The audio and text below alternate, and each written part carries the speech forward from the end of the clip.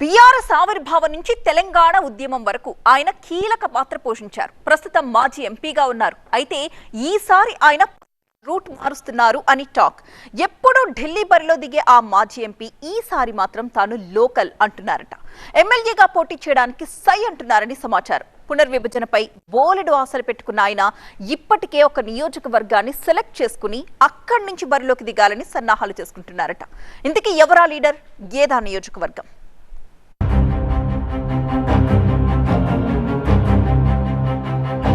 పునర్విభజనలో భాగంగా అసెంబ్లీ సీట్లు పెరిగే అవకాశం ఉండడంతో తెలంగాణలో ఆశావహుల సందడి పెరిగింది.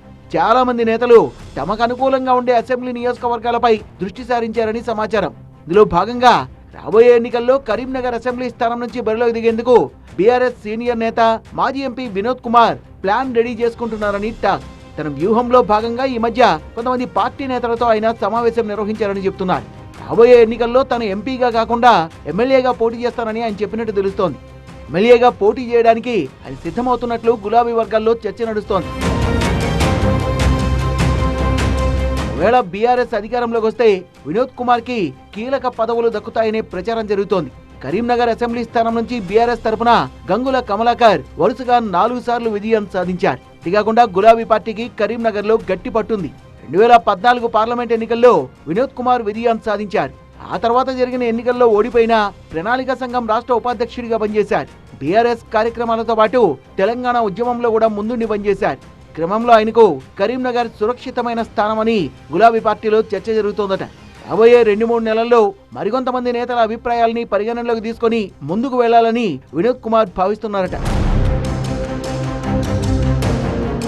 పునర్విభజనతో రాబోయే ఎన్నికల నాటికి కరీంనగర్ అసెంబ్లీ స్థానం 2 సెగ్మెంట్లుగా మారుతుందని అంచనా వేస్తున్నారు.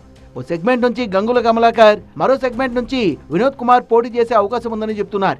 కరీంనగర్ స్మార్ట్ సిటీ విషయంలో తన కృషి చాలా ఉందని గతంలో వినోద్ చాలా సార్లు చెప్పారు. ఇదే అంశం తనకు కలిసొస్తుందని ఆయన లెక్కలు వేసుకుంటున్నారట.